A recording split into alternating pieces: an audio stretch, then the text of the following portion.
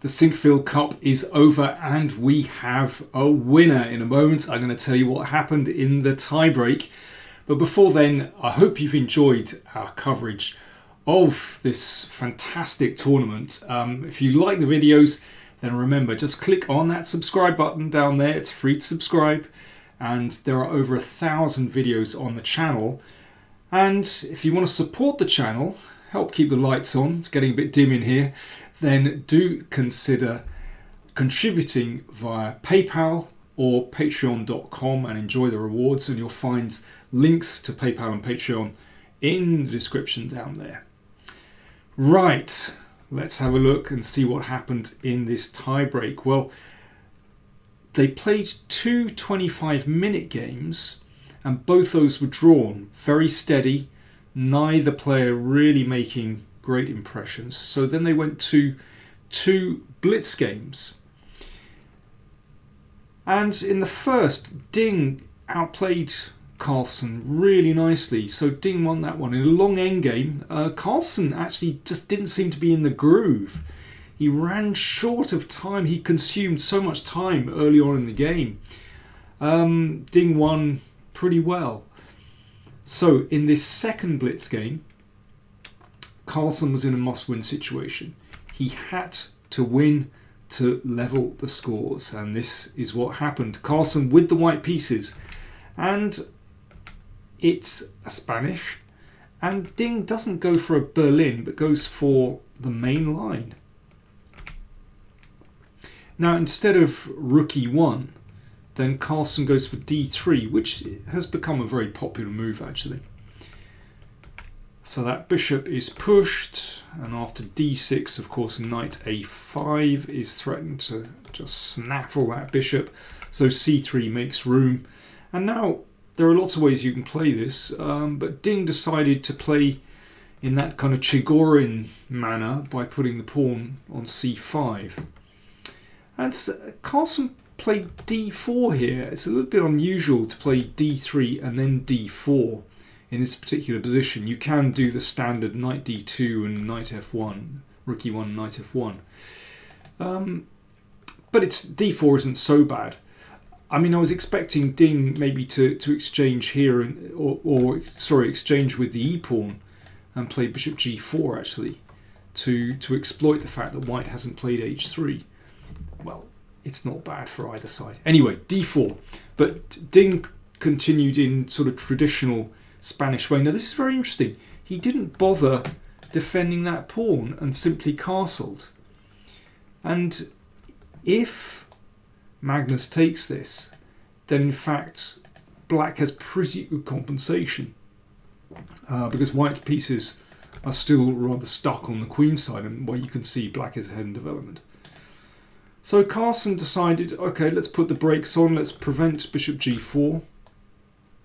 Rook e8, still offering that pawn. So Carlsen closed it before Ding could take on d4 and get pressure on the e-pawn. So now we have this typical Spanish pawn structure. White has a space advantage. And Ding plays the bishop to d7, that's good. And then queen b8.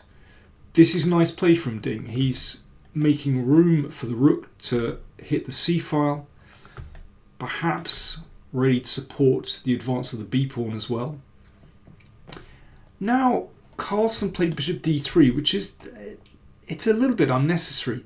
I was thinking either b3 to just stop the knight moving into c4, or playing the knight round to g3 straight away, and we have typical Spanish position. But it feels to me as though Ding should be alright in this position already, because his queenside counterplay is pretty far advanced. So now Carlsen makes the switch, but knight d7 is a very good move, ready to come into c5 to attack the e-pawn and the bishop. So good counterplay, and it's not really very good to try to prevent it with b4, because then a5 just breaks that pawn down anyway. So Ding has pretty reasonable counterplay, and now, well, Carlsen in a must-win situation started playing quite recklessly. g4 I simply don't like at all. there's no real justification for this kingside advance. It actually merely weakens white's king. Just mark my words. I mean, seems to me knight g3 would still be okay for white. Anyway, g4. And the problem is that with the attack on the e-pawn from both black's knights, then has to be defended. And now Ding very sensibly exchanged off knight for bishop. And without that light squared bishop, that bishop is really crucial for white. Not only does it defend this structure, but well, so often we see that Spanish bishop is so useful. Sometimes when it comes to attack, sometimes just defending key squares in the position. And now I thought Ding had an excellent position. So that makes room for the bishop to come here. Probably Ding should play bishop b5 actually in this position. But he played queen b5. If the queens were exchanged, of course, black is doing very nicely because the rook will be able to come down here.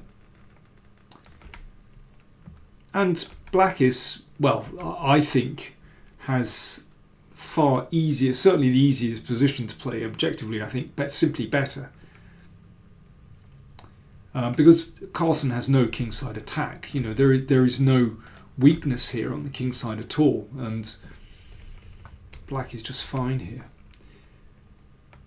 g6. Okay, that's a tidy move from Ding, just taking away the f5 square, also giving the king a square off the back rank for later. And now, yeah, Ding has to do a bit of shuffling in this position. He played his queen back here because he wants to put the bishop on b5. That he really should have had that there before. And now, you know, suddenly Carlsen finds his feet a little bit after knight c4. Still looks very pleasant for black, but actually after knight a5, this is a little bit problematic for black. Knight has magically found quite an interesting square to go to. So queen d2, threatening to take the pawn. If the bishop goes back, then, well, the knight can hop back at the very least. But Ding went in, which looks like the most natural move on the board. Supported by the other rook, supported by the pawn.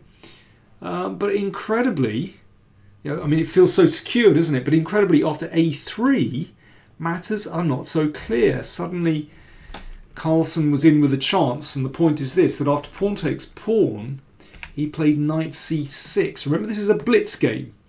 You know, they're moving really, really quickly, so suddenly there's a flurry of tactics.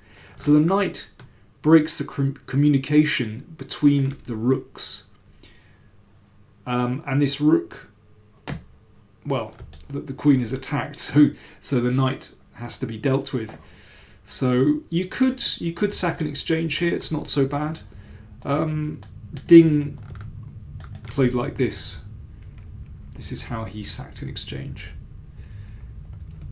So discovered attack, and then bishop takes pawn. So Carlsen has a rook and hang on.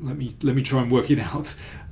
Carlsen has a rook, and for that rook, Ding has a bishop and 3 pawns at the moment, but obviously that pawn is a bit loose, or very loose, and yeah, there could be something slightly tricky going on here. In fact, Carlsen's best idea is to exchange here, and I think all we can say is that this is just extremely double-edged. But in this position, I would prefer to have that pawn on g2, not g4. Basically weakens black's king. However, instead of taking here, Carlsen played pawn to g5, which in a blitz game, well, you're going to do, aren't you? Hit the knight and then you take the bishop. But Ding had this prepared, and quick as a flash he played bishop a8. If the knight is taken, well, in fact, black isn't quite winning after queen b7. Looks terrifying. In fact, white can survive like this. And so on. That will be a draw by perpetual check, queen g2. If, well, king d2 actually loses incredibly to this. Let me just show you this. This is very sweet. So first of all, knock the queen out of the way. A check here. Rook c2. If the king steps back, then queen g2 is mate. If the bishop blocks, okay, all we need to do is get rid of the queen, push the queen away, and then we take here and mate. So there we go. Carlsen did well not to take that. Well, of course, it would have been a draw, but remember, a draw does not suit him. A draw would have meant that Ding wins the tournament. So Carlsen had to stagger on. He played queen takes a6. But now this is highly unpleasant, because Ding just needs to gather his forces. Now rook c1, suddenly a little bit tricky. There's a skewer here. In fact, it's possible to get away with bishop c6 just blocking, but the self-pin, when in a blitz game, you just don't do it, and it looks incredibly risky. It is risky, but there's a sort of very delicate way for black to get out of it, but you never find it in a blitz game. Ding played a practical move. He simply gave up the queen, because he could see that he has superb compensation here, because white's king is so poorly placed, so exposed. Bishop comes out. Queen a3. So it's rook and bishop against queen. Rook, bishop and pawn against the queen. Yeah, the two bishops are something very special here. Oh, he snapped another pawn. The only move for white to continue here would be knight e2, which, well, defends the king for a little bit, but Carlsen played queen takes pawn, and now Ding, so quickly he moved into the attack. So what I've noticed about him, you know, he has this superb positional sense. We've seen some wonderful games from him in the Sinquefield Cup, you know, outplaying his opponent strategically. But when he has the chance to checkmate, he is just deadly. He puts his opponents away. As here, watch what happened. Carlsen played bishop c5. Probably thought the game had turned. But no. In an instant, Ding played knight e7, and that is a knockout blow. Carlsen did not get up off the canvas. Rook h1 mate, threatened, supported by the other bishop, o1 c6, and there is no decent defense. Game over. Carlsen resigned. What a fantastic move.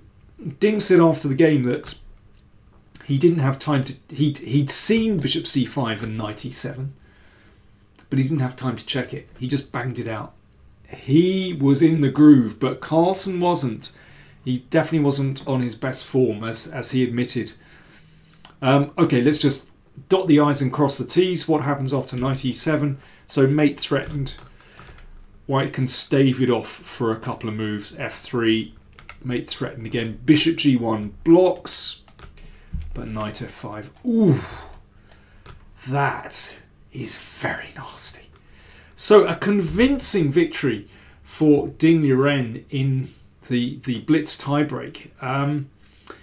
And he's had a great tournament, he really has. And, you know, a lot of people are saying, well, he could be a serious challenger for Carlsen. It's true that, you know, Magnus doesn't have an easy time playing against him. And now Ding is just 1 point behind Caruana on the live rating list. Congratulations to him. He had an absolutely magnificent tournament. But Carlsen said afterwards, well, he actually wasn't too disappointed, because at least over the last couple of days of the classical tournament, he said, I've salvaged my tournament. And that's true. You know, he actually did very well. Thanks for watching, folks. More videos coming soon on the channel. Bye now.